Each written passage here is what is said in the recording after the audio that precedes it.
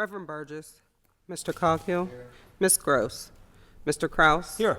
Mrs. Cal-Smith. Here. Ms. Strasburger. Here. Ms. Warwick. Mr. Wilson. Here.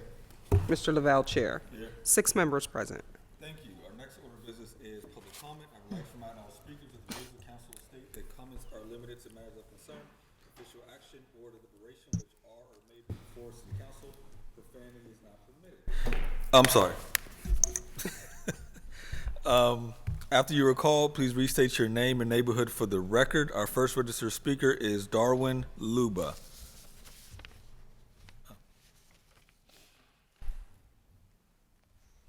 Hello, my name is Darwin Lurba. I'm from O'Hara Township. Hi, so I'm Darwin. I'm the auditor of O'Hara Township. I want to thank everyone for allowing me the opportunity to speak here today. I provided 10 copies of an audit of UPMC's parking parcels to Madam Clerk, and they should be in your inboxes.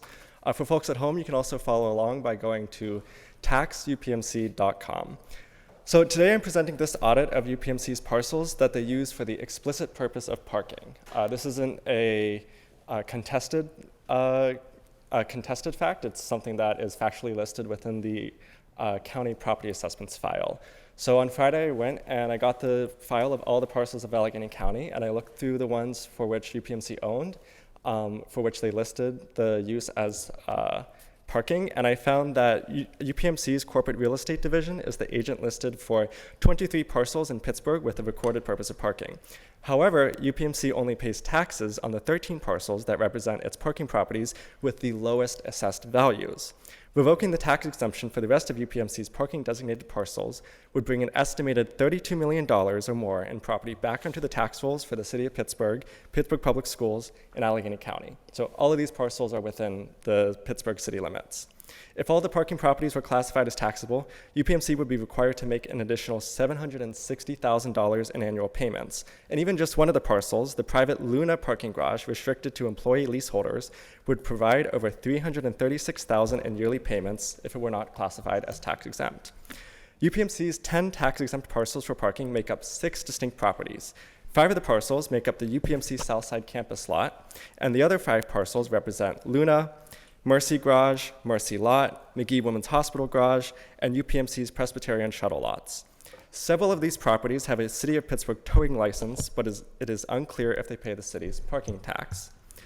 So on December 17th, I visited each of these 6 tax-exempt properties to examine whether or not they passed the HUP test for tax exemption eligibility. None of these lots appeared to be used for charitable purposes, and therefore their tax-exempt status can and should easily be revoked using existing statutory authority. Thank you. Thank you. That exhausts our list of registered speakers. If there's anyone in chambers wishing to speak, please come forward at this time. Provide your name, neighborhood for the record. You will also be given 3 minutes to speak. It doesn't look like anybody else, even though I just walked in. My name is Javon F. Brown, and I want to start off today to Mr. Cardhill. I thank you for being the man that you are. He apologized to me for something that he did, and I wanted to say thank you. But since you did that, and you seem like you're trying to listen to what the community is saying, I want you to understand, whenever they clean the streets, please listen to me. My husband lived up in Katy with Irvis. He had to go to the hospital. That's when we had the bad snow. The young teenagers had got on the back of my husband's car to get me up over the snow. But he had to go to the hospital. So I got a shovel. And I'm out there, I shoveled all that. My husband was sitting there, he said, them old women were saying, what is she doing? He said, trying to get me to the hospital. Just as I cleaned that street, here come the truck to do the street. He came down and he pushed it all back into the side. I said, sir. I said, I just cleaned that. What I'm suggesting is, if you do have them going these streets, at the intersection, if it gets all that, we can't get up into our streets. If you would have another truck come behind them, when you knock it in the street, clean it up. If you don't know how to do the streets, I'm asking you that you call Penn Hills, because my sister lived on Jefferson Street. They kept their streets clean. They also, when they fixed the street, they did it at night. Because my niece was telling me, because I got lost coming at night. They do their work. I had to follow the people. I found her. I said, Angie, they was doing the streets. She said, yes, we have street fairies. When you wake up in the morning, a new street, you just do it in the daytime when you got all this traffic. You got to think about the people. The same way when you did the detour up to Bedford Avenue, there was a man that was saying, you just put that detour, and the way he did, he was delivering. And he was so upset, he said he almost got killed twice because of the way you had the signs. I asked you, and I'm asking you again, if you're just going to do something big like this, because the one man talking about going down Fifth Avenue, he wanted to get over the street. He had to go almost to Oakland. All I'm saying is that if you want to do with these closing, so many streets are closed, why can't you have the citizen come and tell you what's the best way to go? Because you don't know if you don't be in that area. Like you said, your men do such a good job, they know the area. But teach them not to knock the stuff in the intersection, because we can't get out, we can't get in. And I'm only telling you that because I know what I went through. It was my husband who can't walk, who had been a city employee for over 20 years. Please consider the citizens. That's all I'm asking you. Thank you. Have a nice day. Thank you. Anyone else wishing to speak? Anyone else wishing to speak? If not, we'll now move on to our standing committee's agenda. Our first committee of the day is Finance and Law, which is chaired by myself. Our first supplemental paper is Bill 1080. Bill 1080, resolution authorizing the city to enter into a cooperation agreement with the Housing Authority of the City of Pittsburgh to serve as co-applicant for the purposes of filing an application with the U.S. Department of Housing and Urban Development for fiscal year 2022 Choice Neighborhoods Initiative grant in the amount of $50 million and pledging city financial support in the amount of $31,275,000 for the project and city-owned land to effectuate the purposes of the Bedford Dwellings Hill District Neighborhood Transformation Plan and its implementation strategy. Motion to approve. Second. Any discussion? Seeing none, all those in favor say aye. Aye. Aye. Any opposed? Affirmative recommendation. Next bill is Bill 1085. Bill 1085, resolution requiring a plan for the use of funds for the Food Justice Program before said funds are released to the Food Justice Fund. Motion to approve. Brief Second. discussion, Madam President. Second. Thank you, President? Council. Thank you, Councilman. I just want- This is on the food justice.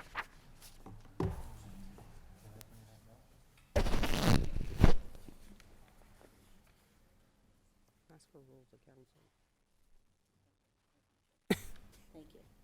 Okay, I just want to say that basically, we're not doing anything different than our code. The rules already apply, that we have to have any contract come before city council. But this is just making sure that we're reiterating that and that we're going to have any of the contracts or agreements that the plan to come before city council so that we can approve whatever we're funding here. $3 million is a lot of money, and we need to make sure the public understands what we're doing, and we need to understand what we're funding, because I think there is a little bit of controversy. We know that we're funding urban farms is one of the things that the Food Policy Council lists as their projects, but somebody mentioned to me yesterday that they were upset because they thought that there was a farm that we committed to or something, and they were contradicting what they were saying in the actual plan. So I think it's important for us to have a conversation with it, and I know that council members have really done a lot of work in this area, and I think we all really care a lot about it. But I do want to say that I think Councilwoman Gross has been championing this for about a year and a half, and so I just want to make sure that I acknowledge her for that work that she's done, but all of council, because we all stood together and said that this is something that we want to fund and we want to do, but we want to make sure that whatever we do, we're informed about what the process will be. So, and what the plan will be, because there's a lot of different things that we can do, and I know you're eager to get your farm up, but there may be other funds that are more appropriate for that, and I think that that's the conversation we need to have. So, that's it for me. Thank you, Councilman Warwick. Oh, I just wanted to say that I think it'll also be helpful if we, as, you know, since we're asking for a plan, if we can also provide some sort of criteria for what we expect out of that plan, just so that, you know, there's not double work or going back, you know, so that it's very clear what we're looking for in that plan. I think that's good, and I think it's actually some of the conversation Councilwoman's been having already. So I'll look to her leadership on that. Thank you. Any further discussion? Councilwoman Gross? I just want to thank all of council for their support, and Council Smith, President Kell Smith's leadership here as well, and her support, and we will make sure that we have a robust public conversation with everyone who's been advocating with it, with all members, and look forward to getting started. Thank you. Thank you. Councilwoman.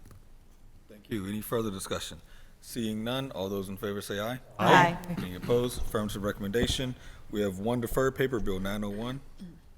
Bill 901, resolution updating and amending the rules of council. You want to do it? A motion approved. Brief discussion, please. Second. Yeah, thank you, Mr. Chair. So members have one final minor amendment before them, and I'll go through this briefly. Working with President and working with Dan to craft this, if you'll go down to Section 3, it begins with members of the public are responsible. That first sentence from members through it ends with city council, that actually comes directly out of Robert's rules. And then following that, breaches of decorum through lawless action, that actually came recommended by the law department because it's existing case law, that if for any reason legal had to defend council rules as they apply to public comment, they would be defensible because it comes out of case law. Section 4 as well too comes out of case law and comes from our law department, us working directly with them, and of course Solicitor Friedson working with them, and then the remaining language of course then is stricken. So with that, if you have no questions, I would like to offer up motion to amend. Second. And I'll entertain discussion if members have Any discussion on the amendment? If not, all those in favor say aye. Aye. Any opposed? The bill has been amended. Any further discussion on the bill as amended?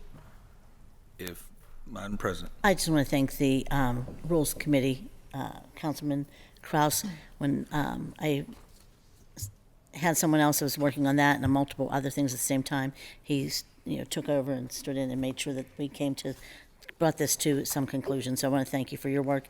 And I'm not sure who's all on the committee. I can't remember. I think it was Councilman Wilson, Councilwoman Strasburger, and maybe Councilwoman Gross. I can't remember. But I want to thank you all for your working on this together, but especially Councilman Kraus for leading it and bringing this up. And I want to thank Dan Friedson because since he's been here, he's been making sure the council is doing everything by the books and really serving in a way that makes sure that we're on stable ground here. So thank you very much for all your work. I drove him crazy in the process. You responded, and that's what I appreciated because you were responding to But he all was of it. very good. He was very easy to work with, and the rules just, and I don't mean to, say that you wouldn't be up to speed on these, but the importance of the council rules is the public's understanding how the governing body governs themselves, and so they're incredibly important to make sure that the public at large understands how we act as a body. So they are important, and I enjoy working on them very much. And we have to update them or review them every 5 years. Yeah. And then, Madam President, Madam Clerk, there are changes to the committee names, and I'll work with you directly, and we'll have those implemented as, when they're finally passed on Tuesday. Thank you. Thank you. Appreciate all your help. Any further discussion? Seeing none, all those in favor say aye. Aye. Any opposed? Affirmative recommendation. That takes us to our new papers, the first being Bill 1060. Bill 1060, resolution authorizing the issuance of a warrant in favor of Eric Walker and his counsel of record, Timothy P. O'Brien, Esquire, in the amount of $7,500 in full and final settlement of litigation filed. Approved. Is a executive It's asking session. for an executive session. I'm sorry. I thought it said it was held. I'll remove my motion to approve. I'll remove my second. And motion to hold for executive session. Need a second. Second. Okay, all those in favor say aye. Aye. It's been a long Any year. opposed? Bill will be held for executive session. Bill 1061. Bill 1061, ordinance amending the city code at Title I Administrative, Article 3, Organization, Chapter 113, Mayor, by supplementing the sections related to the Office of Management and Budget. Motion to approve with discussion, please. Second. I'll defer to our chair. Sure. This came from the administration, but what it does is allows for the division of budget to be headed up by a chief financial officer. In the division of management, it also places the responsibility of procurement, fleet, and asset management under the supervision of the division of management. Any further discussion? Seeing none, all those in favor say aye. Aye. Any opposed? Affirmative recommendation. Next is Bill 1062. Bill 1062, resolution amending Resolution 724 of 2021, authorizing the mayor and the director of the finance to enter into a donation and professional services agreement or agreements with Pittsburgh Land Bank and GRB law to document the donation of legal services relating to the performance of designated quiet title actions on behalf of the city of Pittsburgh, and further pursuant to Chapter 210 of the City Code, acceptance of gifts to the city, accepting the donation by Pittsburgh Land Bank of such legal services to be performed by GRB law on behalf of the city to extend the term of agreement or agreements until December 31st, 2023. Motion to approve. Second. Just really brief discussion. Am I to assume that the legal services are going to be pro bono? Oh, come up, please. Yes, thank you so much. Appreciate it. Thank you. You've been here before. You know the drill. If you'll just, for the record and for the public's knowledge. Good afternoon. I'm Jen Gula, the Director of Finance and City Thanks. Treasurer. Thank you, Director, for being here. Am I to understand that legal services are considered to be pro bono, and that's why we're accepting them as a Yes, gift? they are. That's all I have. Thank Okay. you. Anybody else? Thank you, Councilwoman Gross. Councilwoman Maito. Hello, thank Morning. you. Afternoon, actually. Yes. So, have we already been receiving the services from GRB Law? Yes. Pro bono? Yes. Excellent. And so, and how are they assisting either the Department of Finance and Land Bank? And clearly, it's not just the Land Bank, it's also, or we wouldn't be receiving the donated services. The donated services are being donated to the city. So can you clarify? Sure. So these are properties that are in the property reserve. And we had a backlog due to COVID doing quiet title because the courts were closed, which prevented us from actually moving these properties out to the community groups that needed them or requested them. So the city actually only utilizes or is contracted with one vendor to do quiet title services, which further complicates matters because we give them all the business, which overloads them as well. So GRB, in order to sort of make the process go faster, took a group of properties that they are quieting title for in the city's name in order to get these properties back out to the community groups. Okay, so typically we have a company that we pay to do the property reserve, and only property reserve? No, Or all all of them. quiet title that we have to do? And then because there's been a backlog, because courts were closed, now there's an additional list. Right. Separate from that list that is being donated. Do we have the list attached to the legislation? I don't know if it was attached originally, but we do have a list. Could you send that to us? Absolutely. That'd be great. This is standing committee, so if we have it attached by final vote, that'd be great, which is after Christmas. So I appreciate that. And just to say in public what we've been saying in other meetings, I think that I had a intern go back through like 8 years of property disposition that happens at this table, and we've really slacked off. And so in addition to kind of waiting for the land bank and supporting, it's getting bigger capacity, we could also get back to the capacity that we have. So we made 3 columns kind of like, we've disposed it to the URA. There's 1,400 properties we've already given to the URA from our city inventory of 14,000. Then the side yards, those have really kind of trailed off as well. We just didn't have the capacity. We weren't putting the time and energy and funding into it. And then thirdly, the property reserve. There have been none even before COVID. I think going back 4 years. We haven't moved a single property. And by ordinance, we hold 300, I think. Yes, it's down from that. But Yeah, and so it's by ordinance that started in the 1970s that we were moving properties for community reuse. And it's really trailed off in the last few years, so we have the capacity. We have the capacity to move more properties than we have been moving. So I congratulate you on kind of finding that capacity and outside partners. But also, I think it's important that we have that additional list on the record so that in case there's, people want to see why is one set of properties going with one contract and another with a different group. So Sure. That's wonderful. Thank you so much, Director. I really You're appreciate welcome. your work. Thank you. Any, Councilman Coghill? Welcome, Jennifer. Hi, thank you. You're welcome. This is not on the subject, but, well, since I have you here, it's kind of a pet peeve of mine when departments don't pick up the phone. I don't know if you're aware, but I've got like 3 phone calls into you over the past week on a personal nature To me personally, to my phone. to your line? office. Okay. Yeah. That I don't know. Okay, so does somebody answer the phone, though? They do, Okay. and it's actually, most of the numbers go to the 2525 line, which is the general finance department line, and there's a list of extensions to dial. The administration line would be the line to get to me, so.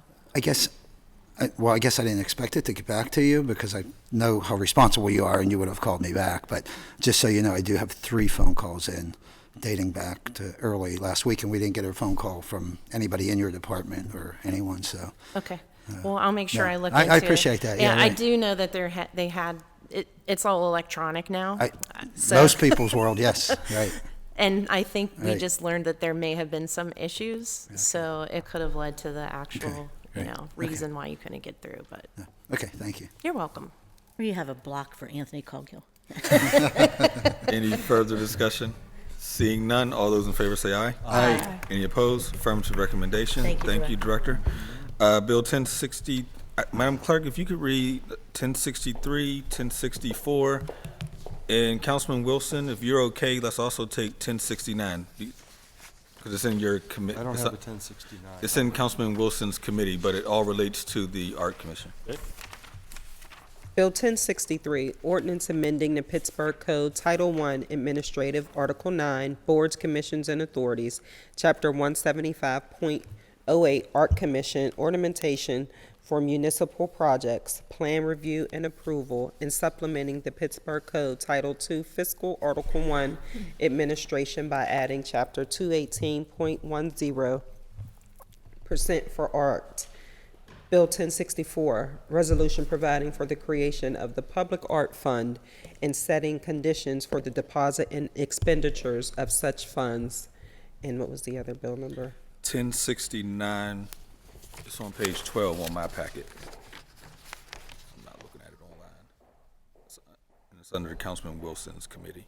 Bill 1069, ordinance amending the Pittsburgh Code, Title I, Administrative, Article 9, Boards, Commissions, and Authorities, Chapter 175, Art Commission to transition the Art Commission into the Public Art and Civic Design Commission.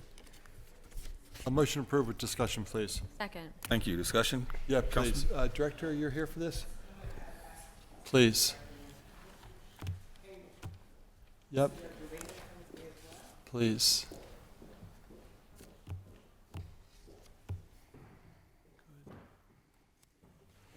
Have a bunch of questions, if that's okay. That's fine. Good, okay. So if you would, how about we'll just go down the road, everyone will introduce themselves, and then we'll begin. Is that okay? Of course. I'm Great. Karen Abrams, Director of City Planning. Yep. Sarah Minert, Assistant Director, Public History, Art, and Design. Corey Lehman, Zoning Administrator, Assistant Director.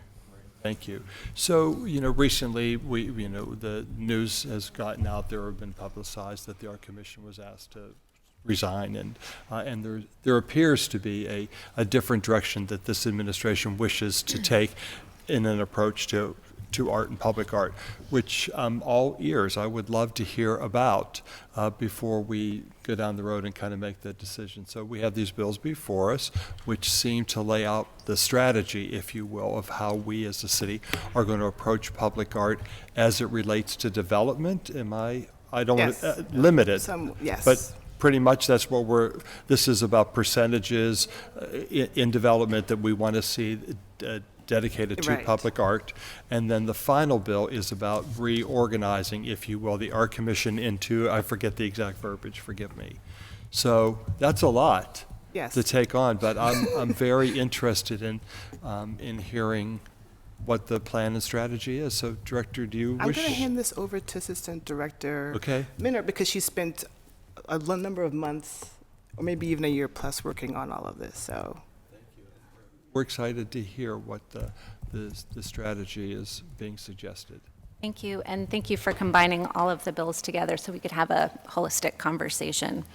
By way of background, the Art Commission was established in 1911, and the Percent for Art Ordinance was established in 1977. And that's pretty much the last time any muscle went into looking at the code and looking at what's in the best interest of our community and the most efficient way to deal with limited resources. So the three bills in front of you are to update the ordinance for how we spend our public art dollars, for how we organize the work and the efficiency of the commission, and then a third piece to set up a public art trust fund to receive development funds. That third piece is a little bit outside of the first two pieces in that the first two come from updating the existing code. And the third piece, the Public Art Trust Fund, is basically an account to receive funds from the zoning code that had been put in place in 2018. The cumulative effect of all three pieces really are to look at how we regard the public art program in a more equitable and efficient way. Everything from how the commission is currently functioning to how the public art projects are determined in terms of dollar spend and location are somewhat inefficient. And I don't think anybody could argue that they could use a refresh. So each of these three pieces are meant to increase that. Talk a little bit about the refresh. Why is it that your thoughts are that they're not, the funds aren't being distributed in a timely manner? So with regard to the Percent for Art program, right now they're calculated based on a percent of qualifying capital budget projects. They follow where activity happens in the city. So if, Good point. So if activity is happening on city properties with city funds, that's where public art is being put into the city. It doesn't look at an equitable distribution across the city. It doesn't look at where neighborhoods have identified the greatest need. It doesn't look at where neighborhood plans or comprehensive plans have identified the greatest impact. So it's a way to take the same dollars, no less, no more, and reorganize them to be able to make better impact. So reorganizing is one thing, distribution is another. So what would be the process by which we would distribute public art dollars into projects that aren't necessarily under the purview of the city per se? I'm probably not saying that well. I hope you get where I'm trying to get with that. So all of the activity as it exists now and as it does going forward would happen with city dollars on city property and right of way. So there's no change to, for example, private property. The way that it happens right now is quite reactive. There's a park improvement plan, or there's a new public safety building, or there's a renovation of one of those. And right now there's not really any direct community input into where that public art happens. There is, of course, in determining and funding where those capital projects happen, but not the public art components. Some projects are not ideal for public art. Take the Oliver Bathhouse renovation. That's a particularly complicated place to imagine inserting new public art into that very small footprint of a renovation. So the moving forward, the Department of City Planning would submit budget requests along with the rest of the capital budget process where we would do work with our team, with community organizations, with looking at public art deserts, and identify projects with the strongest need and submit those along with the rest of the budget requests for review and approval. So I like this approach. I like this approach a lot. So tell me how is the system created then by which one can petition? Perhaps that we're experiencing a public art desert here. Are we going to go down the avenue of registered community organizations being the criteria by which we're going to establish one petitioning for public art in places that are neglected? I think there's Just a curious. lot of. I think there's a lot of different avenues those conversations can take place. Certainly, registered community organizations would be one part of it. Looking at existing neighborhood plans and priorities for public art, looking at maps where public art does and doesn't exist.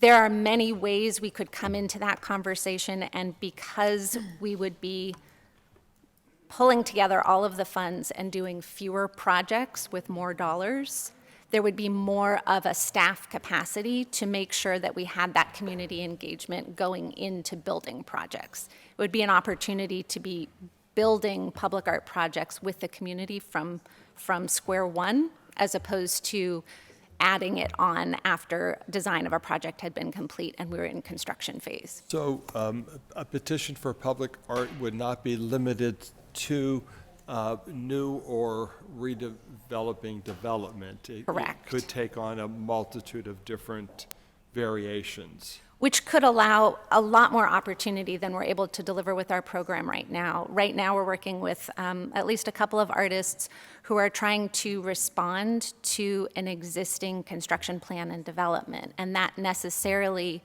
limits where that public art impact, where that community impact could have a role within that physical imprint. So art is subjective.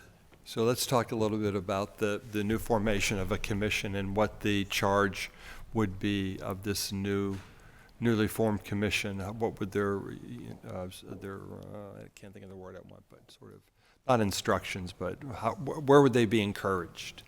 So what we're proposing is a Public Art and Civic Design Commission, which is really renaming the existing function of the Art Commission. Right now, the Art Commission receives over 50 applications per year to review, which is quite a large volume for a volunteer commission. And a majority of those projects are already civic design projects. Our colleagues in the Department of Public Works are probably our single largest set of applicants going through that review process. A lot of the changes that are being proposed in the new commission are clarification and transparency around what's already happening with the Art Commission, in that there are two types of projects that come in front of that body: public art projects and civic design projects. I'm sorry, would you define a civic design project, just loosely? But Sure. would you- Construction or renovation on city property to a site or a building. So imagine our public safety buildings, our parks, certain projects in the right-of-way.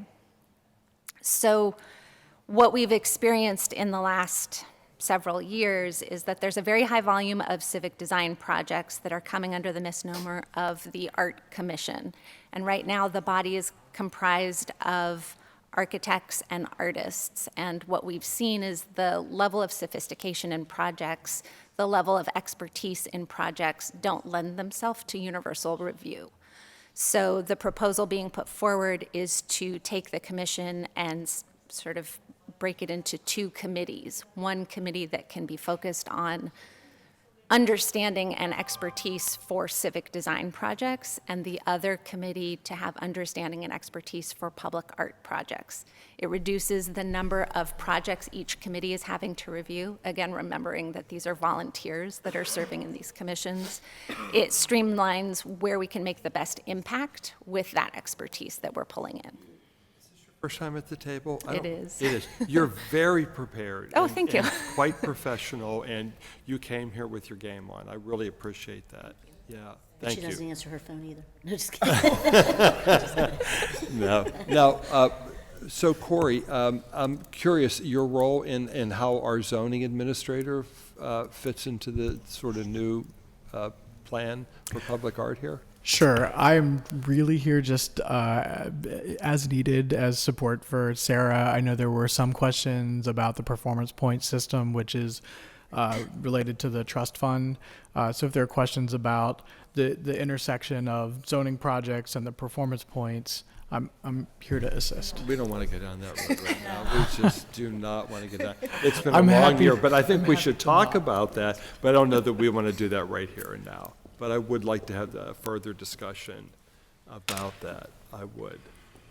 So this is fascinating. I'd like to roll the dice on this one. I would really like to see where we could take this. So that I've talked enough. That's all I have for right now, but I may have questions after it goes round. Thank you, Councilman Strasburger.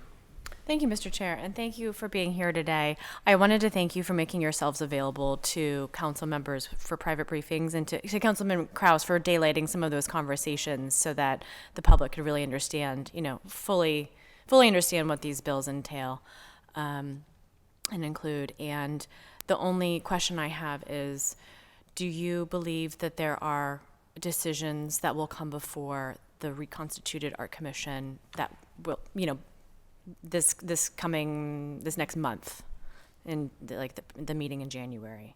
Are there decisions that you think are going to be coming up and needing some action on? That's To your a best. Good question. To the best of your knowledge. It's a little hard to say because we do know that it's a reactive body, that there are application deadlines, and we receive and organize those into commission meetings. One of the things that, from a staff perspective, I'm excited about in the reconstituted commission is that we're building in more time for briefing and understanding of what projects may be coming down the pike by suggesting that the entire body, so the two committees, come together at least twice a year to understand their role, purview, function, and also hear from staff about projects coming their way. So that, for example, if there was a project along the scale of the Bus Rapid Transit project, that the committee would have an opportunity to understand the project, understand the constraints, understand the deadlines before that's coming to them for action and decision. So to answer your question, I think if this moves through and we put some new commissioners in place, one of the first orders of business would be to assemble the whole body and have them have a conversation with staff about what projects are coming down the pike. Thank you. I say that mostly to say that I don't want to act too rapidly, that we're missing something and don't have a fulsome conversation, which I think we're having today and we've had over the last few weeks, but at least, I have with you. But that we also work with some level of urgency so as not to hold up projects in this transition time. So I hope that we can, if this passes today, that the mayor's office will really prioritize appointing new members and that they can meet and that they can move at least, not lose too many months without projects being heard and decisions being made. I understand that's not fully within your control, but a call to the mayor's office from council to appoint members as quickly as possible. And, honestly, to look at the members that had served as possibilities for membership in this new art commission as well. The only other thing that I was going to say is, the changes to, all the other changes make sense, and then the changes to the art commission, I really do appreciate the ability for them to, as volunteers, not have to take on as much, just for the lower volume by virtue of splitting it into art and civic design, and to then have that opportunity to really get the information ahead of time, listen, ask questions, and then make a decision rather than it being sort of 11th hour information that they're receiving, if that is fair to say. So appreciate all your work on this and the thoughtfulness, and I'm supportive. Thank you, Councilwoman Gross. Great, thank you for being here also, and I appreciate that you've been putting work into revisioning this part of code and the structure of the commission and how it kind of interacts with community work, because it's really been needed, right? Both for the art commission and for the planning staff to not be kind of out of sync, and with the community to just for all of it to get in sync, because sometimes things go well, but there have been times when things have not gone well, and community people have put years of work into projects that in their feelings kind of got derailed at the 11th hour and made them go back, kind of set the clock back and start over again. So this is hopefully going to be a better way of working together. But I think we should all kind of keep open minds as we move forward, because it's a dated piece of ordinance, quite frankly, right? And so there are things that I feel like there's been maybe even mission creep with the things that we've unfairly here at the table or administratively put onto that commission.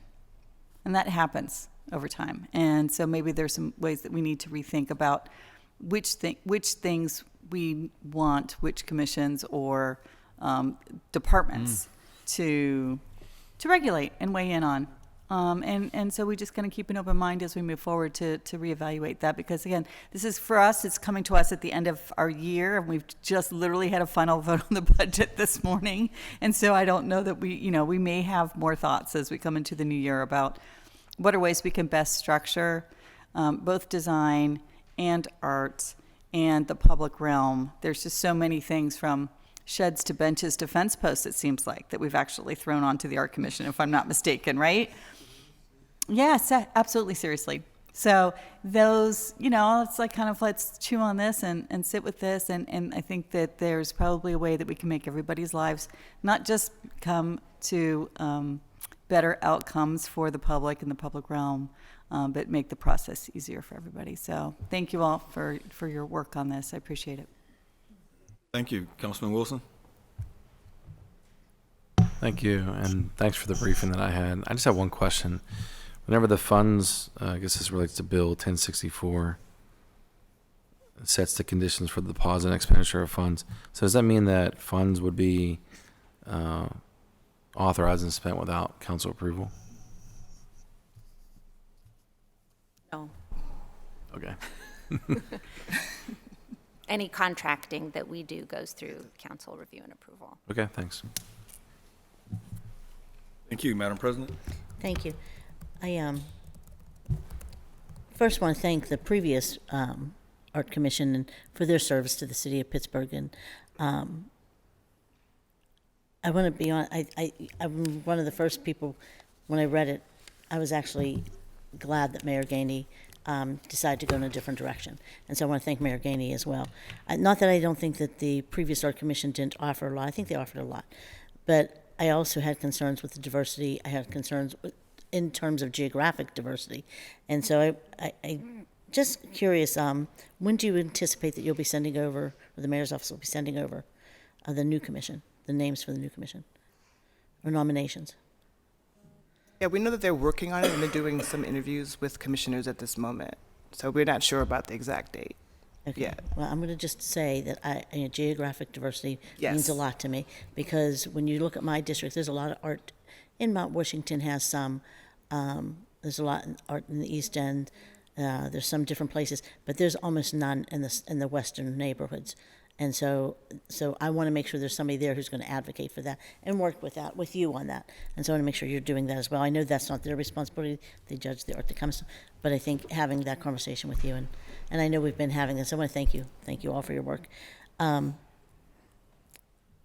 actually think that's it, but I just want to make sure.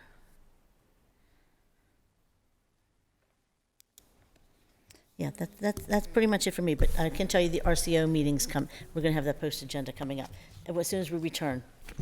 So Okay, I'm looking forward to that one. Yeah, I know you are. No, but I can't wait to have it. But anyway, okay, I waited a little bit to give you time to get acclimated to your new positions. I appreciate that, Council President. Now we're done. Thank you. Councilman Warwick?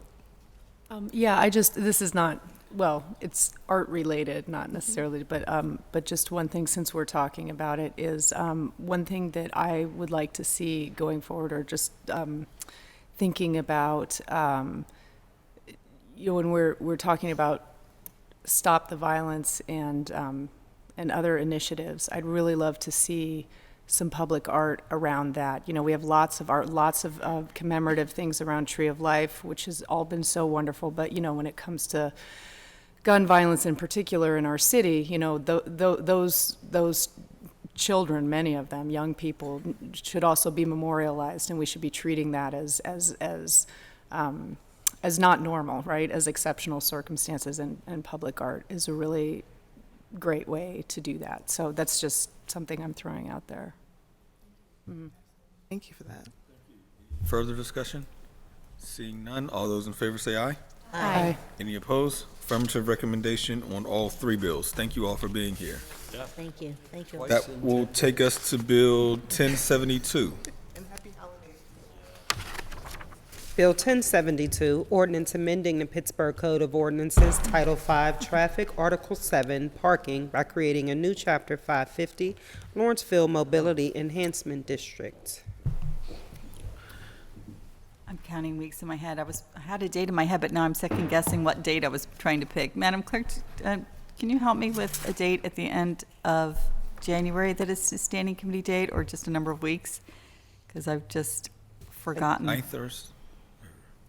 Until the end of January, the last standing committee would be the 25th. That sounds wonderful. Motion to hold until January 25th. Second. All those in favor say aye. Aye. Any opposed? Bill be held to the 25th. Bill 1073.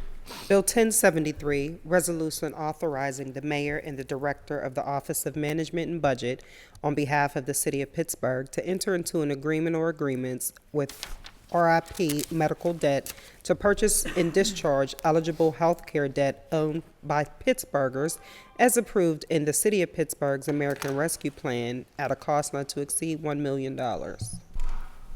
Motion to approve discussion. Second. Discussion, Councilman? Thank you, Mr. Chair.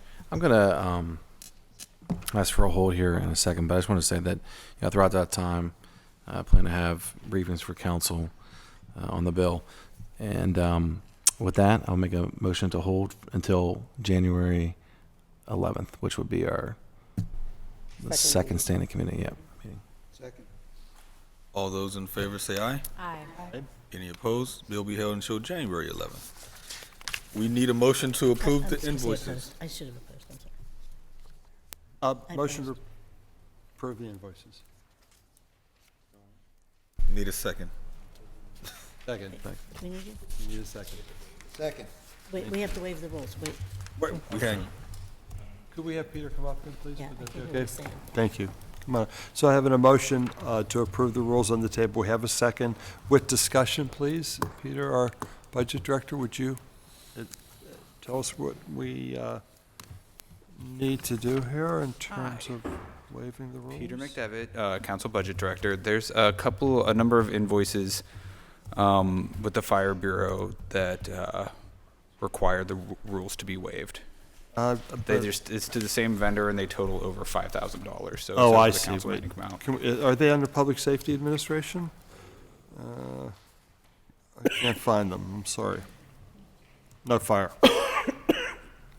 Hydro to Ram Pro-Am. Tool? Yeah, for Pro-Am safety. I see. Hydro Ram Tool, Pro-Am Safety. Yeah. One coming to 3366 and one at 4351.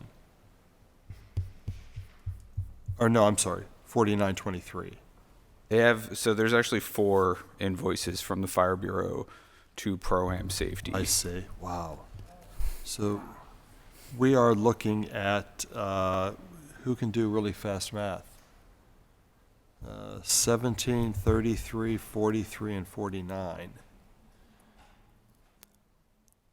It's around $11,000. So generally Between 10 to speaking, and I'm 11,000. certainly not looking to be an obstructionist here, but generally speaking, these are the kinds of things we don't want to see on the invoices. We want to see that we have a contract with Pro-Am Safety. That is correct. Which So to do these. We did reach out to OMB and ask about this. And then Chief Kokilla, who he couldn't be here today, so he came to my office this morning to give me a quick little briefing on it. Now now I can't find the email. But it was basically working with a small vendor that they were able to get the pieces of equipment that they needed at a lower price than any vendor on contract. And it was, I think it was that the vendor had held on to the invoices and just Bookkeeping on their end. Yeah, there was just a timing issue of why it So all came I'm up at certainly once. not going to be the person to say we don't want fire to have what it is they need, but I think we can flag Pro-Am Safety to have on as a B contractor. Am I saying that correctly? They should be on as a B contractor so that we don't come into this in the future. If they're a vendor that we were able to get very good prices for the equipment that they need, then absolutely they're someone that we should be looking to get under contract. I will, did anyone motion to waive the rules? We did not yet. No, not yet. Should I now or wait for discussion? I'll motion to waive the rules. Will you second? I will second. With discussion, With I'll leave discussion. it to members. Council President? I just want to say, I mean, we're hearing that they were the lower bidder and giving us lower, but we don't have any proof of that. We have no idea what we're voting on here. And so I'm going to say, just from now on, don't even bring these to our agenda, period. Okay. If somebody has an issue, they want to talk, they need to do it the right way, or they need to talk with council members first, not just throw it on the agenda. So, that's all. We And can I do do that. send it to our, just so everyone knows, I do send it to our solicitor to make sure that everything's okay before we vote on things, because we've had so many other issues. So That was this came late, a right? concern that I mean, everything's happening because it's the end of the year, but that was a concern that we raised with OMB, that these should be caught earlier in the process before it is at the table being discussed by council for final approval. Right. So Because maybe there's some process that we could have done differently or something. So, okay. Councilwoman Gross? Thank you. I just wanted to recap. I appreciate everybody catching that.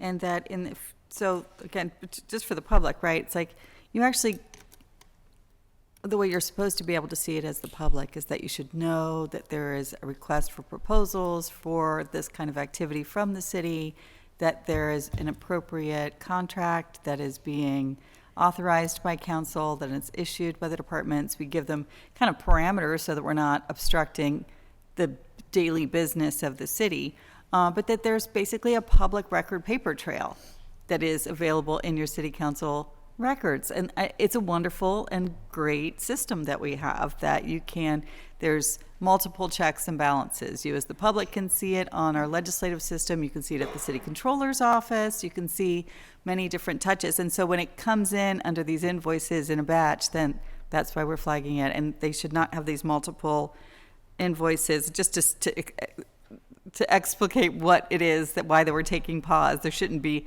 5 invoices to the same vendor, which is basically one contract broken up into multiple parts. It should be a contract because of it being, I think, around 13,000 possibly.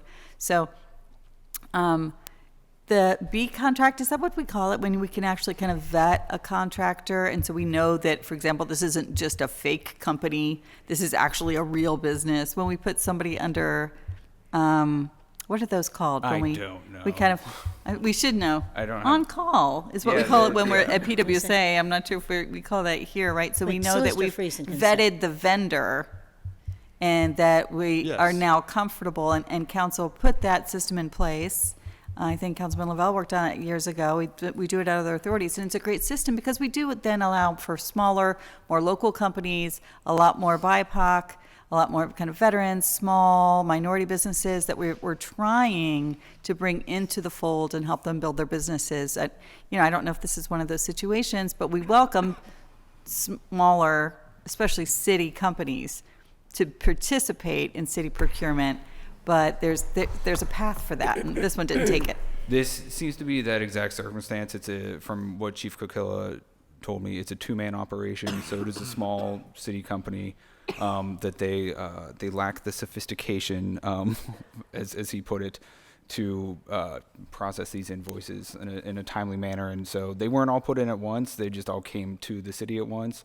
But you're absolutely right. This is someone that we can have on as a vendor that is registered with the city through the controller's office. And, you can make a payment to a vendor under the council mandate amount of $5,000. But whenever you make 3 or 4 of them that add up to over $5,000, that's whenever, like you said, raises a red flag. We're flagging it here, but you are confident as our city council budget director that this is an actual real company and that real services or products were provided? Yes. Okay, well, that's better that we've said that, right? This is not fake money going to any fake place. So, we're happy for the fire department to get the supplies, and these are actual hard supplies. It's not even like these are services, right? There were actual tools that we could go see if we wanted to at a warehouse or on one of the fire engines. Yes, right? it's the end of the year, so everybody's trying to use their operational Again, it's dollars. traffic cones, a ram tool, extinguisher carrying system, Vulcan lights, roof hooks, and another hydro ram tool. So I don't know. I know I just did the fire ops this year, and I know those tools are really important for fire safety and for the safety of our employees. So I'm happy to support it. But thank you for taking the time and flagging it for us. I appreciate it. Thank you. I don't want to pile on too much. I just wanted to echo what I've heard.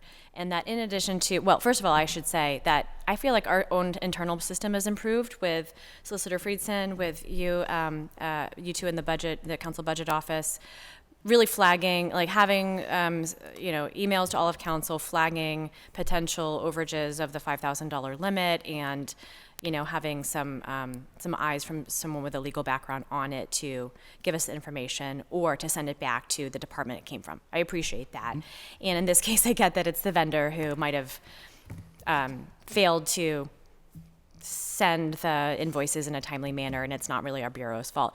That said, when there are instances like that, I think in addition to what the council president asked for, which is a full explanation to all of council or to, council leadership in addition to the council budget office, that proof, as you alluded to, of it being the lowest responsible bidder, if that's the case in that particular instance, if that's the explanation, just as we have been trying to get out of the EORC in a timely manner before we vote on contracts. Won't open that can of worms. That can be another 2023 issue we talk about, but that we as council see the proof of that they are the lowest responsible bidder, if that's the reason for, us it going this route versus the other route in a more traditional piece of legislation. So I'll ask for that too.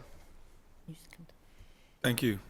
Madam President? Yeah, I just want to make sure that Solicitor Frieson's comfortable with this, before council votes on it, because I want to make sure we're not putting ourselves, we always give some grace when it comes to public safety, because we know how important it is. We don't want to put anybody's lives in jeopardy, but I just want to make sure we're not putting ourselves in jeopardy. So, Solicitor Friesen, you feel comfortable with this?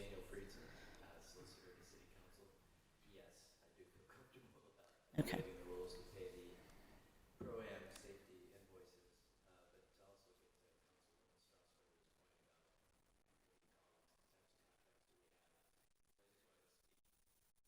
Gross.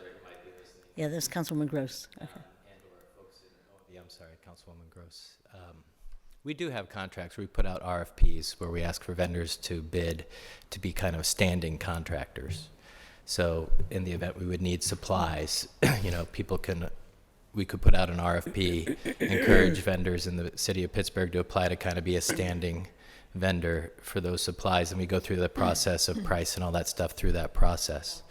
There's another process that's not necessarily city controlled, where if you're a vendor in the state of Pennsylvania and you want to be eligible for city contracts, there's also state procurement sites like CoStars and others where it's the Commonwealth going through that bidding process and procurement process, and then municipalities can buy things off of those contracts by those vendors who have been vetted through that Commonwealth process.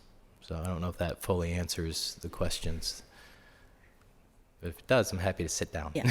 I'm I think glad. we've decided it was request for qualifications was the term we were looking for, which is different than a request for a proposal, which is specific to a certain expenditure. Sure. Yeah, professional services contracts. Professional services. Requests But for no, proposals. No, Okay. it's not even a specific proposal. It's just a request for qualification. So you have a vendor that's vetted. Yeah. Yeah.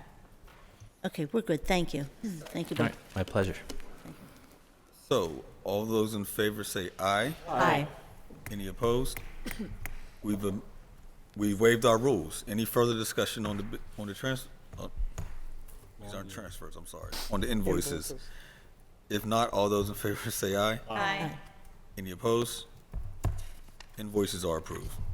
Now on to our transfers. Need a motion to approve the interdepartmental transfers. Second. Any discussion? Seeing none, all those in favor say aye. Aye. Any opposed? Need a motion to approve the P cards. We do. Motion to approve with discussion, please. Second. Thank you, Councilwoman. It appears, according to our budget director, we need a motion to waive the rules on our P cards as well. So a motion to waive the rules with discussion, please. Second. Second, Director. Similarly to the invoices, the Fire Bureau has multiple. Can you point those to us directly, please? So there are 3 invoices to Technical Rescue Training, Inc., I believe is the firm, and there's 3 invoices from them that total just under $15,000. Sorry, I'm not seeing them. I see under Bureau of Fire, under interdepartmental transfer. They're in the P card list. Yep, and then P card. I'm sorry, I'm struggling to find them. Where are you? Thank you very much. Oh, my God. Where? That's what I have that for. Okay. I'm sorry, Director, help me here with my 68-year-old eyes. Second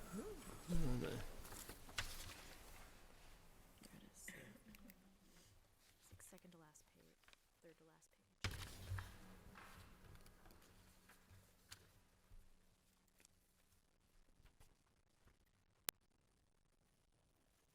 Not broken down departmentally as other things might be. Thank you so much.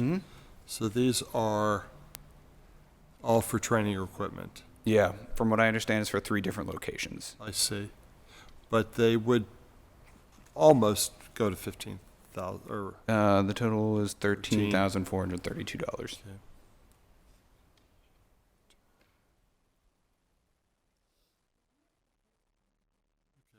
All right.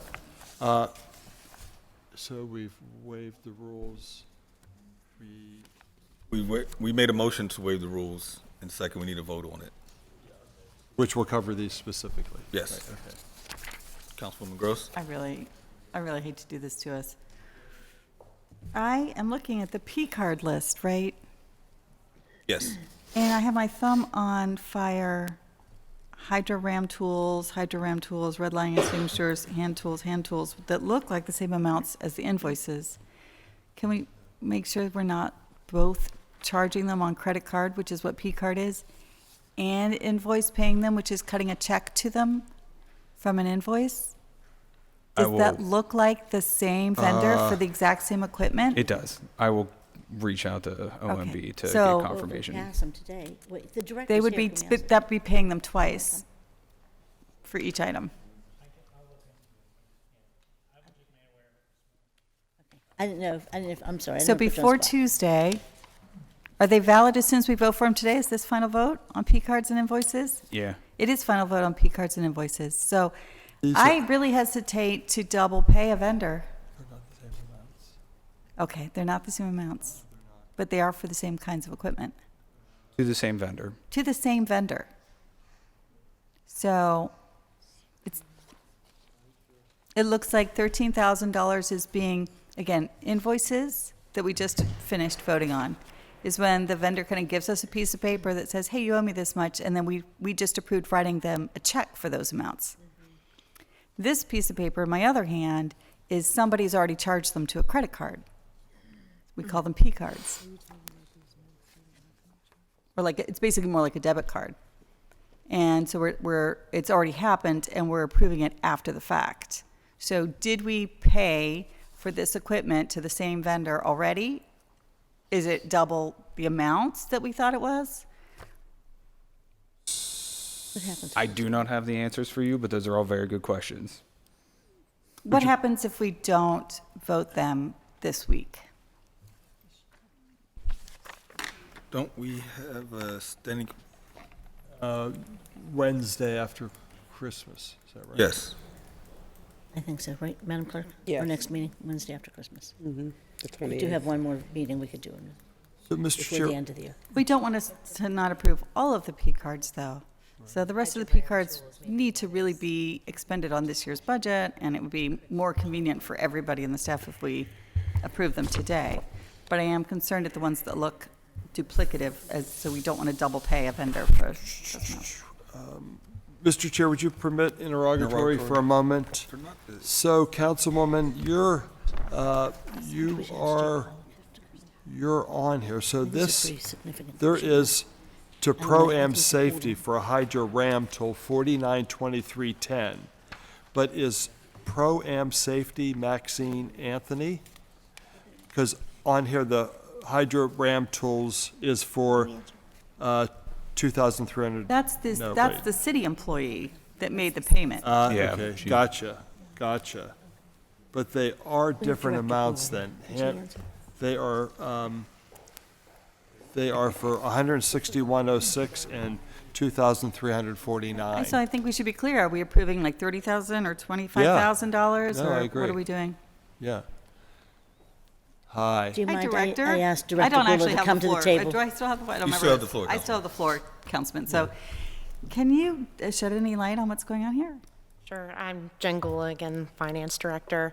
To answer your question about what happens if you do not vote, I believe what we don't do is then pay the P card vendor, which I believe is Bank of America. So you make the charges, they actually send us a bill to cover all the charges. And so if you don't approve those charges, I don't believe that we could actually pay them. Any of them? No, we can do line item You can do line item, right now, verbally. but they But won't. again, I have the floor. Sorry, Councilman, but I have the floor. So we can do line item payments, right? So if we were to strike out just these four, those four charges don't get paid, but the other 6 pages of P card transfers do get paid. P card payments do get paid. They would, from our standpoint, I just don't know how Bank of America actually views that. I think they look for the whole amount to come over after we've already charged it or expended it. So, Right. Well, can you shed any light, Director, on why we have both invoices and P cards to the same vendor for very similar sounding tools? that I cannot tell you. Okay. So you do think if we tried to line item and remove the P cards, that it would be a problem? It could We could potentially- reopen the invoices, we could approve all of the P cards, and we could just reopen the invoices and remove those, since those are cut, check by check, right? And again, I'm not trying to take anything away from any small business, but this is not the way it comes over, and so we don't have the information to make sure that we're not double paying. If someone could sit here right now and show us the invoices and the itemized things and make it, then we'd all be comfortable, I think, even though it's not supposed to happen this way. And we're literally waiving the rules for the same vendor twice, and it's just very confusing, and no one's actually ever clear what's happening. So that's says to me that we shouldn't vote on it all. So if we need to approve the P cards in toto and we can't line item, then we should reopen the motion to, I don't know, we can finish voting on the P cards and then make a motion to reopen discussion on invoices.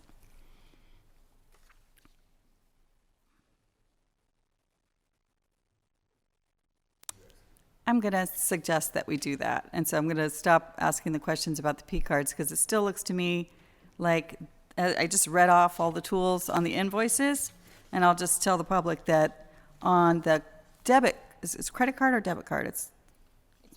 It's credit card. On the credit card purchases that we're also being asked to exceed our approved amounts, it's to the exact same company, and which is called, what was it just called? Pro-Am? Pro-Am safety. Pro-Am Safety. A charge for Hydro Ram tool, another charge for Hydro Ram tools, 2 charges for red line extinguishers, and 2 charges for hand tools. So it sounds almost identical to the invoices that we just approved. So I'll leave it there, Mr. Chair. Thank you. Okay, thank you. Thank you, Councilwoman. So I guess where my confusion is that just because it's a HydroRAM tool, it doesn't state the vendor on the P card. The vendor is stated on our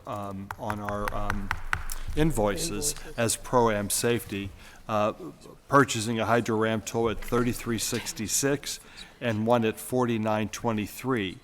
These on our P cards just say HydroRAM tools but don't list the vendor, and those are different amounts of $23.49 and $161.06. So I'm confused. Councilman Kraus, on the third page of the P cards, you'll see the vendors. Oh, okay. And so Pro-Am. Is it the vendor? Pro-Am Safety Inc. is listed. Then I think we should take the advice of our budget director. I think Councilwoman Gross outlined a good plan. If you're not comfortable moving with these, then you absolutely should not vote to approve all of these. And as it was explained, it's easier to strike the invoices rather than line item the P card transfers. I have to agree with that. I don't want to suffer all of the other small vendors on the P card not receiving compensation, although they have been compensated by Bank of America, so they don't come into jeopardy per se. Bank of America is going to be withheld a payment if we were to get on that road, but not the small vendor. Right, but that could actually affect the spending authority of other departments if they choose to, freeze our cards for non-payment, so. So if it becomes the will of the members to strike the Hydro tool only, or all Pro-Am, are you saying? I think the suggestion is approve P cards, make a motion to reconsider the invoices, line item strike the invoices. Yes, and I'm already there. My question is about which ones, all Pro-Am Safety under fire on the invoices, or just the ones that reference a HydroRAM tool?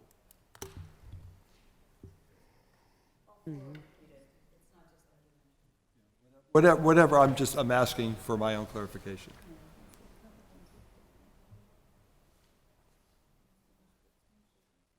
Because they're for traffic cones, ram tools, Vulcan lights, and ram tool. The traffic cones are $17.66, the Vulcan lights and roof hooks are $43.51. It's whatever the members wish to do. My recommendation, since there is this level of confusion, would be to strike all four. Okay.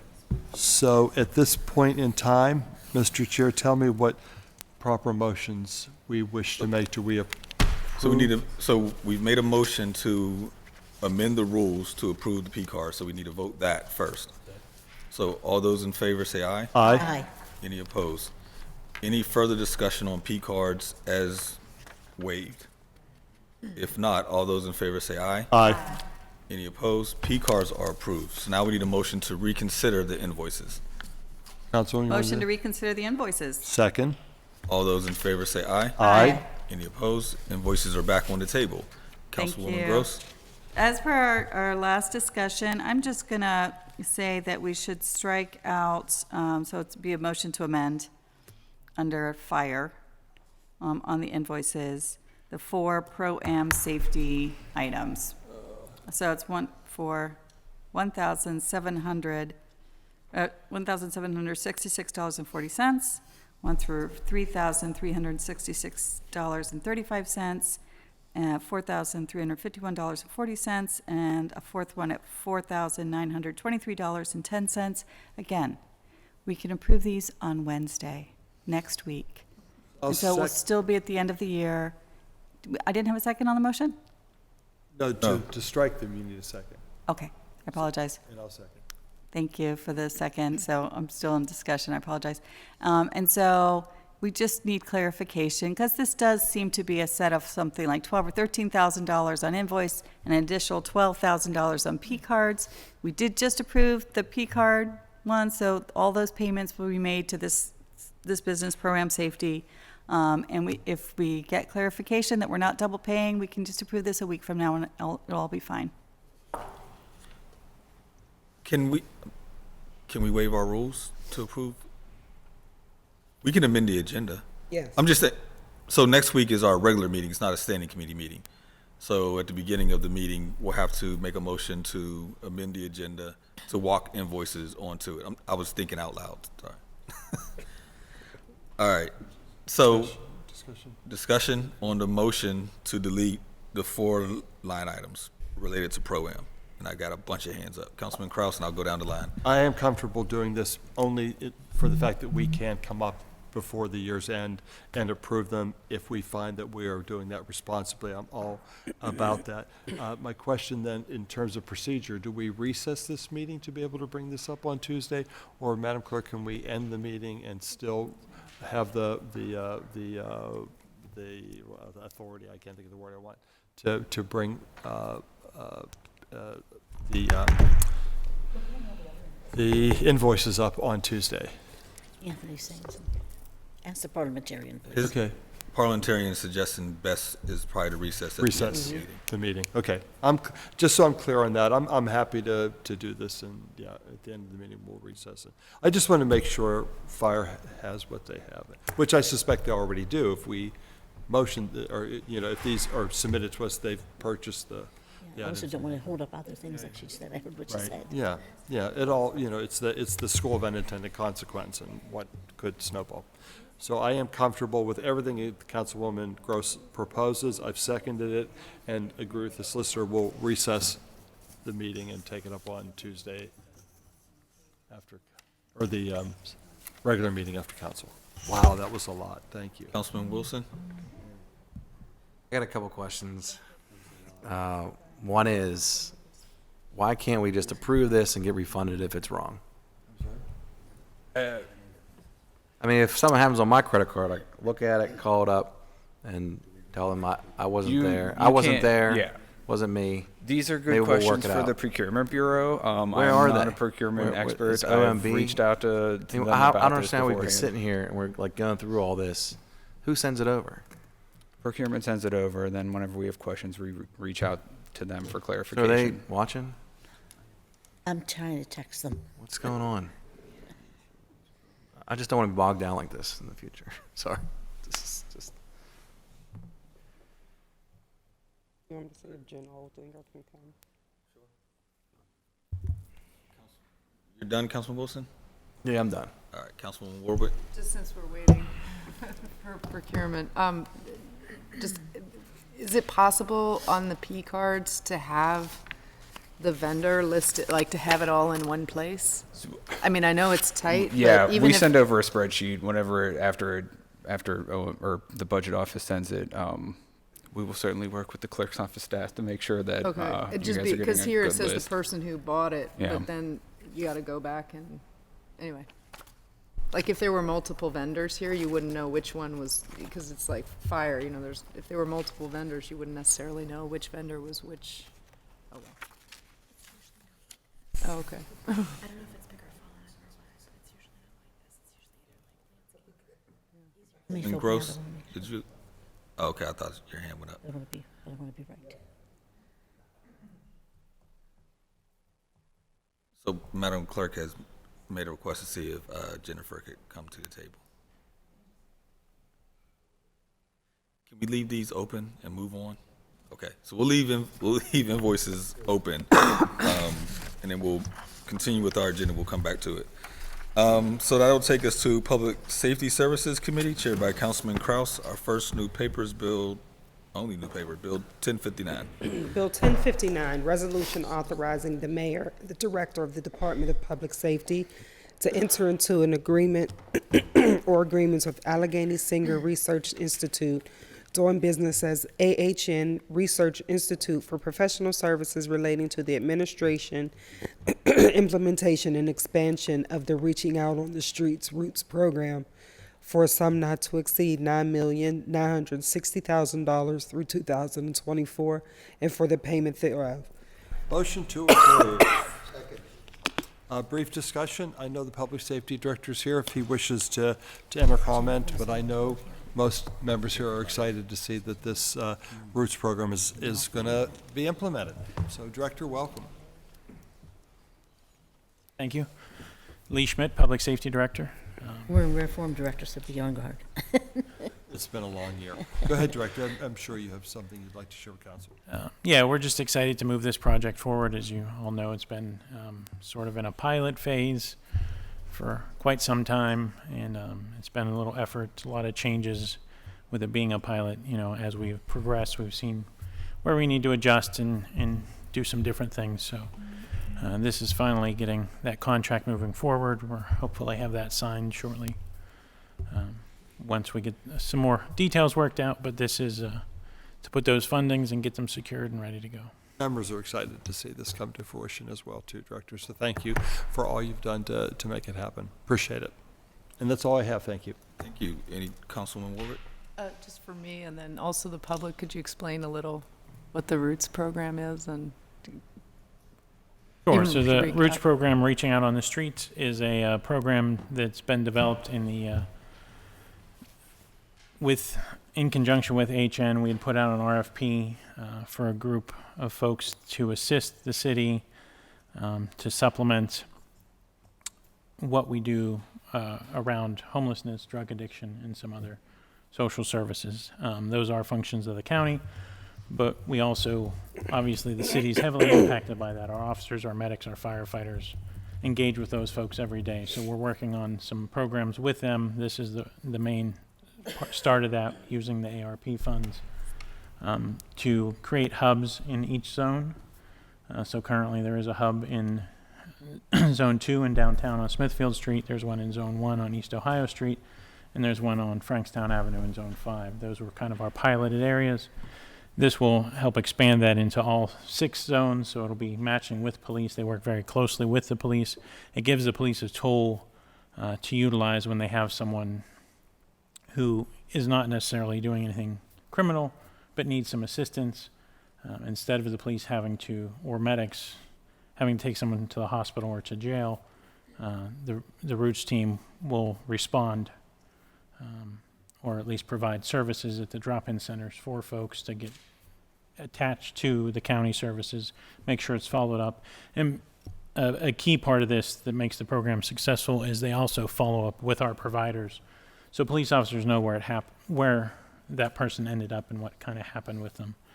Historically, when a police officer or a paramedic or a firefighter engages with a person and they connect them with services, we never know what happens. So we connect them with Resolve, or we connect them with DHS or some other services.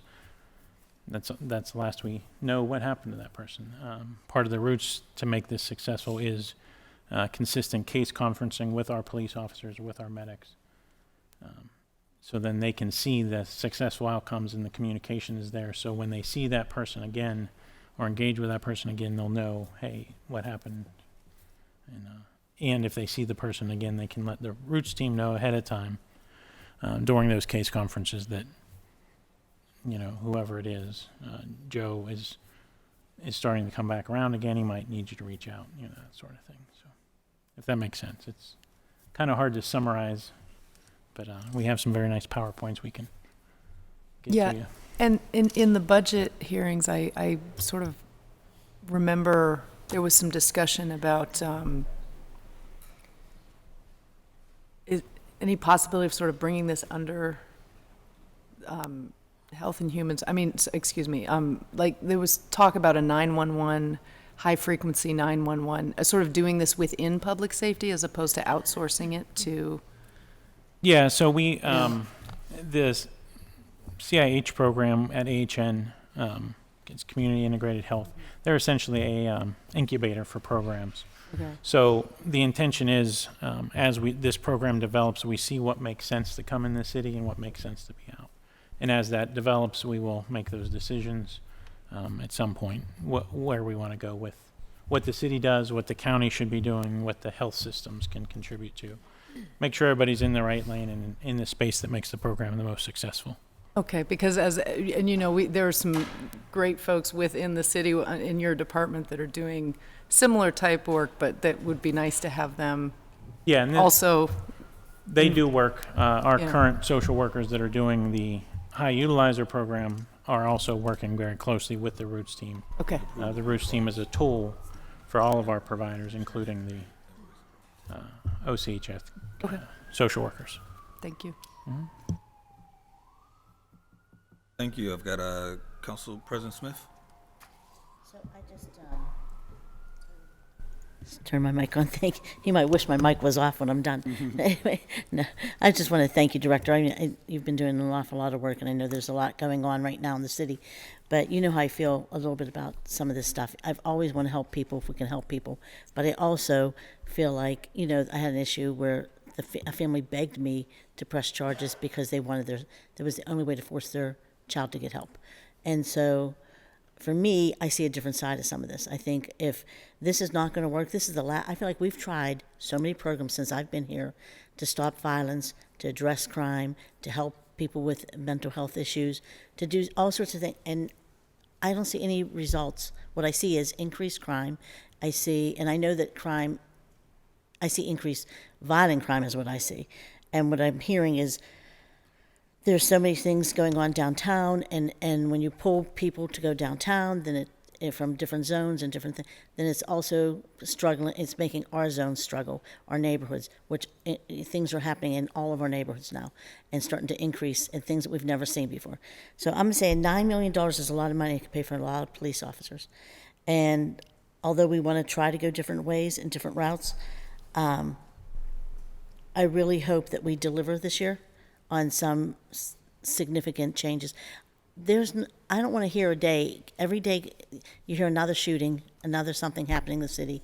You hear about things going on with people in the homeless population, and a lot of them are suffering. A lot of them, it's my understanding, after talking to Laura, a lot of them are abused by one another. So I just have a lot of concern about what's going on in general, and I know that there's so many efforts. But all I want to see is results. I don't want to hear about another kid getting shot. I don't want to hear about another homeless person hurting another homeless person or somebody hurting one of them.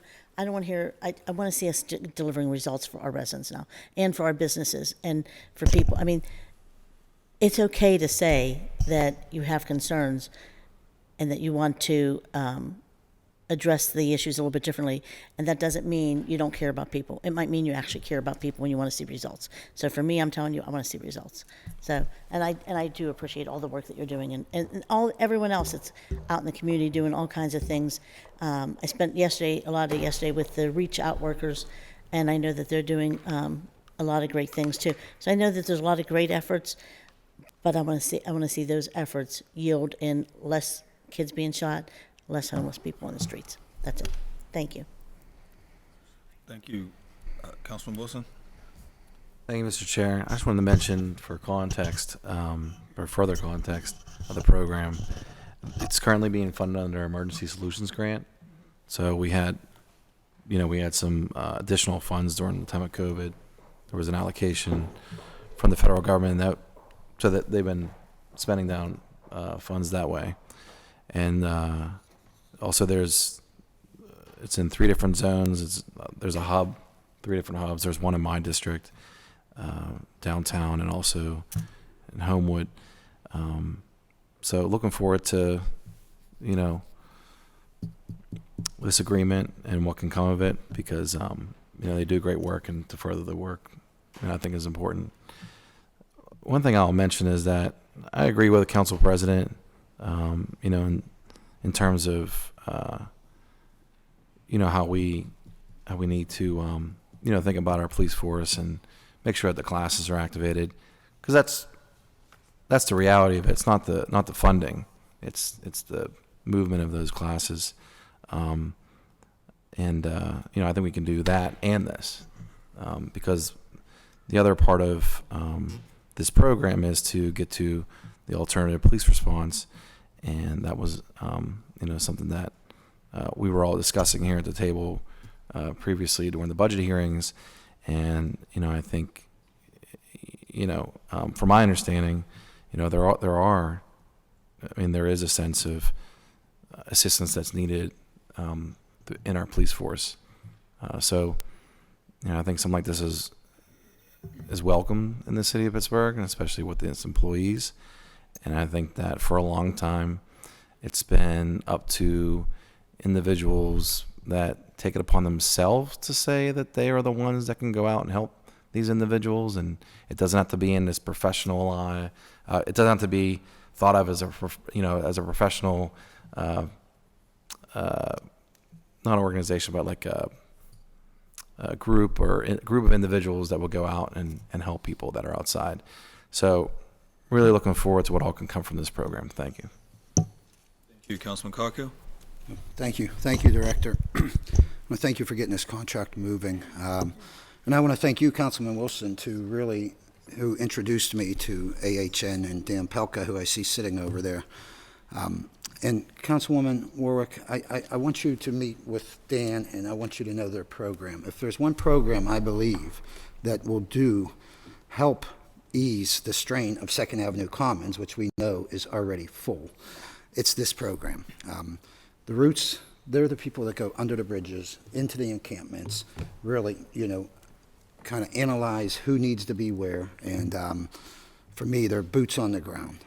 And through this money, and I understand not only we're going to have drop-in centers, additional beds for people to go to, a couple medical vans, 2 or 3 medical vans, limited medical supplies in that, and just expanding that outreach crew. So again, I was introduced to Laura and Dan some time ago. I believe in this particular program. I think it's essential, actually. In fact, when the city or anybody has any questions, they go to Dan and Laura because they really understand what's going on and who is where, and as to who needs the help and where to put them, So I look forward to this contract moving. I feel it is essential to the city. If you want to call Mr. Palka to the table, if you have any questions for him, No, that's okay. I just wanted for the public and. Right. No, but I want you to learn more about what they do because it's really is a vital piece of the puzzle here, I think, especially when we see Second Avenue's Common filled up already, so. But I do agree with Council President Cale Smith as well. I don't like throwing money into things, and we have to make sure we get results from it. But we've already been getting the results from Roots, I feel, even without the funding. So with this funding, it's going to bolster them for them to maximize their services. So with that, I want to thank Dan Pelka, Laura Dragowski, and look forward to you utilizing this and putting it to good use. So thanks. Thank you. Madam President? Yeah, I just want to say also that I want to thank Laura and Dan and all the workers that go out. But it would be nice if maybe council spent a day doing some of the stuff with them. Maybe we can arrange that. I like that. Thank you. He told me he was going to take me out one day, but we haven't gotten that far. Well, some of us do it anyway without him, but it's okay. But I'll be glad to go with the group. Thank you. Any further discussion? If none, all those in favor say aye. Aye. Any opposed? Affirmative recommendation. Thank That you. takes Thank us you, to- Director, thank for all you. your stuff. That takes us to Public Works Committee, chaired by Councilman Coghill. Our first new paper is Bill 1053. Bill 1053, resolution granting a vacation of an unopened, unimproved, unused 10-foot alley located between Arundel Street and Dalton Avenue in the 26th Ward, 1st Council District of the City of Pittsburgh. Motion to approve. Second. Discussion? Seeing none, all those in favor say aye. Aye. Any opposed? Affirmative recommendation. Bill 1054. Bill 1054, resolution providing for a retroactive bridge maintenance reimbursement agreement or agreements with Pennsylvania Department of Transportation for local costs associated with work performed by PennDOT on the Woodruff Bridge for immediate repairs and maintenance at a cost not to exceed $44,396.80. Motion to approve. Second. Any discussion? Seeing none, all those in favor say aye. Aye. Any opposed? Affirmative recommendation. Bill 1055. Bill 1055, resolution authorizing the mayor and the director of the Department of Mobility and Infrastructure on behalf of the city of Pittsburgh to enter into a temporary license agreement with Allegheny County to provide access for the city to use a portion of property owned by Allegheny County as a temporary construction area for purpose of staging construction equipment, materials, and supplies needed for landslide remediation and stabilization of William Street. Motion to approve. Second. Yeah, it's currently under Councilman Krause's district, so I want to. Yeah, Director, want to come up just for a moment? I have Williams right now, but in about I have 10 part of days, it, yeah. Okay. the I have Councilwoman one has part, it. he has the other part, he has this part. Got it. So, hi, Director. Thanks for being with us. It's been a long year, so just If you would, please, if you would identify yourself for the public, please. Lucas, Director for the city's Department of Mobility and Infrastructure. So not to speak for you in any way, just to kind of summarize, this is referencing back to the William Street landslide of, I don't know how many years ago now that it has been. We're setting up a construction site, or authorizing land use for construction site, so as to begin repair on that landslide. Is that? Yes, there's a series of 3 sites that are all included in the Mount Washington Stabilization Project that's grant funded through FEMA and PEMA. And this is one of 3? Yes. Okay. But the They're bills all today are all are in interrelated here. and Yeah. some for specific sites on Williams. Just for the edification of anyone who's watching, we put a significant investment in the upper portion of William Street 3-4 years ago now. And we're afraid we were not going to be able to open William Street from the landslide because it was so extensive. And then we did lots of reconstruct on the bottom portion of William Street, of which I have 2 very, very engaged constituents that made certain that we did do that work, and we did. And so this is for the center portion where the landslide is significant. And I didn't think I'd see the day that would actually repair it, but this is really encouraging and very good news. It's just the first step of many, but it's going to happen. That's really good news. So that's all I have, Director. If you wish to offer anything, you're welcome. Just that we anticipate construction starting summer, fall of '23. So next year, we're very, very close. That's great. Thanks for all you do, Director. Appreciate it. Thank you. Thanks, members. Thank you. Thank you. Any further discussion? Seeing none, all those in favor say aye. Aye. Any opposed? Affirmative recommendation. Bill 1056. Bill 1056, resolution authorizing the Director of the Department of Finance and the Director of the Department of Mobility and Infrastructure on behalf of the City of Pittsburgh to enter into an agreement of sale with various property owners in the 18th and 19th wards of the city in order to advance the Mount Washington landslide remediation project. Can you read 1057 too? 1057, resolution authorizing the Director of the Department of Finance and the Director of the Department of Mobility and Infrastructure on behalf of the City of Pittsburgh to enter into certain temporary construction easements on certain properties in the 19th Ward of the city in order to advance the Mount Washington landslide remediation project. Motion to approve. Second. Any discussion? Discussion, Madam President? I just want to say how nice it is to see District 2 on this agenda over and over. So thank you very much for your work. And thank you also to Senator Fontana and Congressman Doyle for the funding that they, I think was it 10 or 11 million? 10 million of federal funding. That they got for Mount Washington, Duquesne Heights. So I want to thank them and thank all of you for your work. Thank you. Any further discussion? Seeing none, all those in favor say aye. Aye. Any opposed? Affirmative recommendation. Thank you, Director. That moves us to Land Use and Economic Development Committee, chaired by Councilman Wilson. Our first deferred paper is Bill 817. Bill 817, ordinance amending the Pittsburgh Code Title 9, zoning, Article 1, Section 90203, zoning map, by changing from LN, local neighborhood commercial, to UI, urban industrial, 3 parcels in the Allegheny County Block and Lot System, 12th Ward. Motion to approve. Second. Any discussion? Seeing none, all those in favor say aye. Aye. Any opposed? Affirmative recommendation. Bill 856. Bill 856, resolution providing for the designation as a historic structure under Title 11 of the Code of Ordinances to certain property known as 412 Boulevard of the Allies, located at 412 Boulevard of the Allies in downtown in the First Ward, City of Pittsburgh. The city is the owner of the property. Motion to approve. Second. Any discussion? Seeing none, all those in favor say aye. Aye. Any opposed? Affirmative recommendation. New paper is Bill 1067. Bill 1067, resolution further amending Resolution 886 of 2021, effective December 27, 2021, as amended, entitled Resolution Adopting and Approving the 2022 Capital Budget and the 2022 Community Development Block Grant Program and the 2022 through 2027 Capital Improvement Program, so as to identify specific public service grant projects in City Council District 6 and projects of the Mayor's Office, and authorize a subsequent agreement or agreements for operation, administrative expenses, maintenance, purchase of equipment, and/or rehabilitation of neighborhood facilities on behalf of the residents of the City of Pittsburgh. Motion to approve. Second. Any discussion? Seeing none, all those in favor say aye. Aye. Any opposed? Affirmative recommendation. Bill 1068.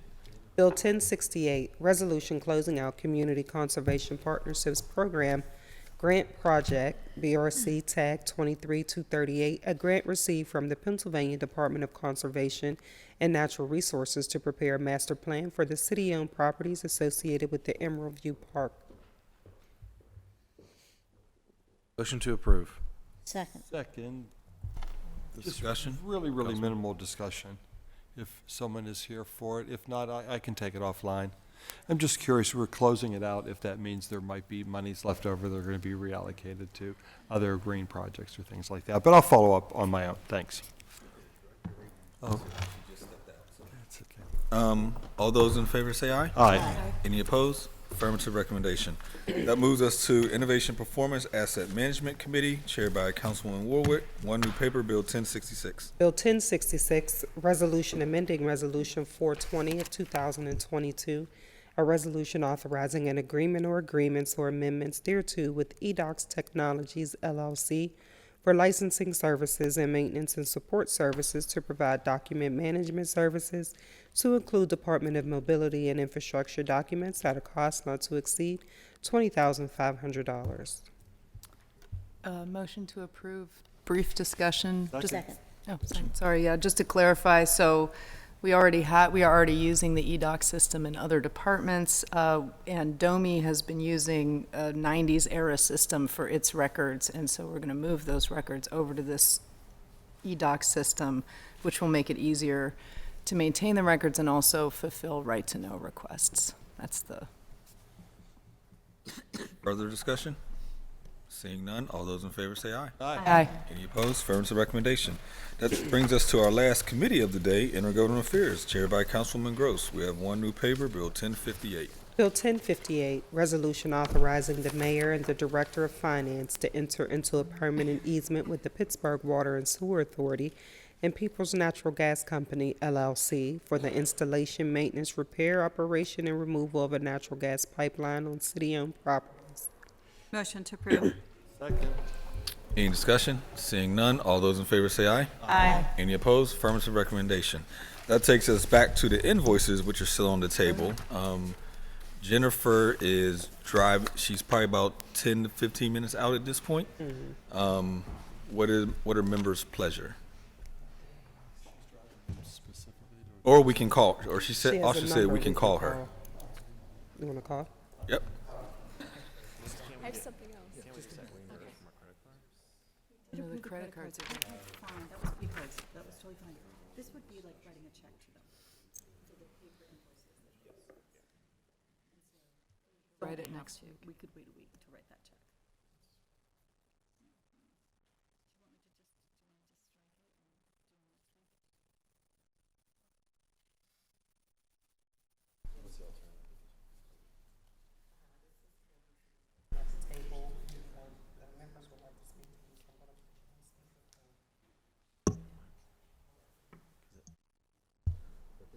Okay.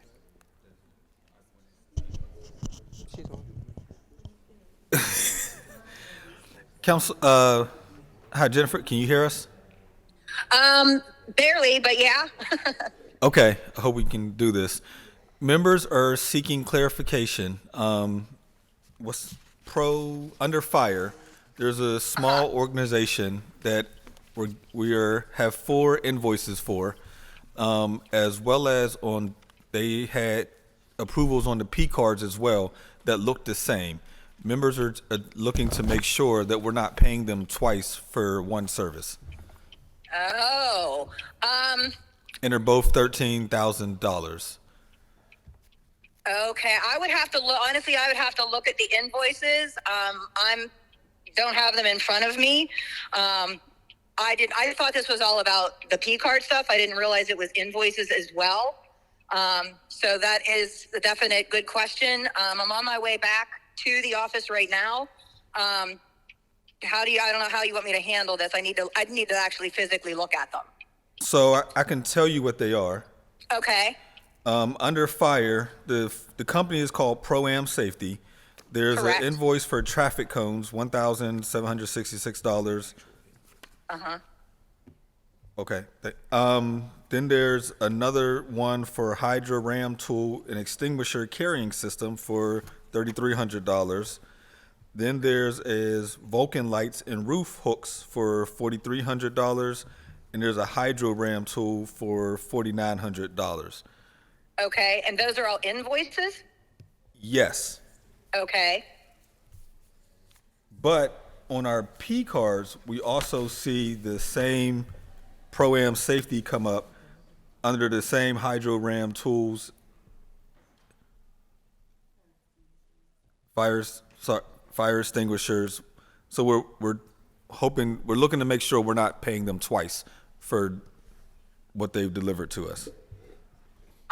My suggestion would be, until we can investigate further, I would deny the invoices and just not approve them and not pay them until we can straighten it out and look at them again next week. Okay, just so you're aware, next week we have our regular standing committee on Wednesday. That's the only meeting we have next week. Yeah, what'd I say? I'm sorry, it's a long day. We have our regular meeting next week, Wednesday at 10. We do not have a standing committees meeting. So we would need to have this, if this is to be paid this year, we have to have it figured out by then. I would say then it waits till next year then. I'm not sure we want to do that. Yeah, no. Yeah, I mean, if they look like duplicates, of what was on the P card charges already went through, so I would not want the checks to go until we were certain that Well, I they didn't think should. they were either, but they're similar. Yeah, they're not exact duplicates because they're all different amounts, Oh, okay. but they're similar amounts. They add up to being similar, but each one is a different amount on the invoices compared to the P cards. So they're not exactly duplicates. Yeah, I don't know enough about those invoices. I've only seen the P card invoices, so I've not seen the other ones. Okay. Thank you. Thank you. No problem. Thank you, Jennifer. So I think we should probably make the motion to, well, we're still on discussion, actually. Yeah, I'll say, we're still on discussion. We did, and we're on discussion of that motion. All those in favor say aye. Aye. Any opposed? Now on the invoices with the 4 items having been deleted. Motion to approve. Second. All those in favor say aye. Aye. Any opposed? Invoices have been approved. Well, That you is- really did you Daniel deserve a does pay a great raise. job as finance chair. So we don't need You to did a recess great this job with meeting now. the budget and with this. Or do we? Do we? What is it?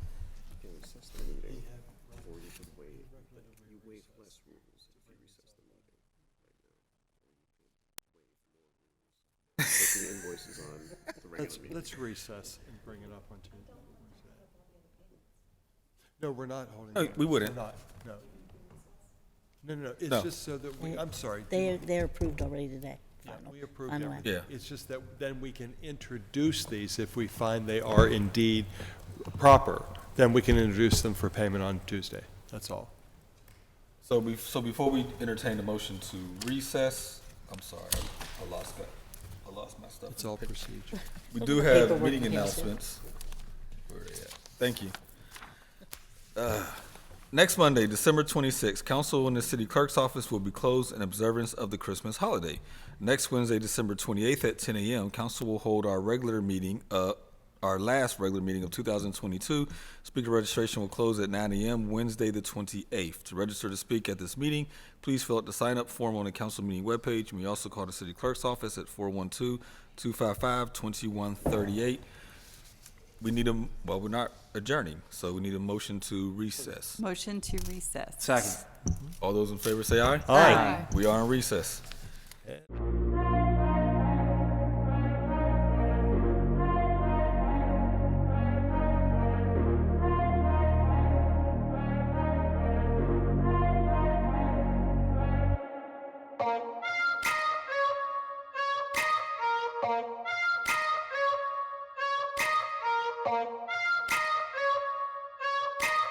Bye.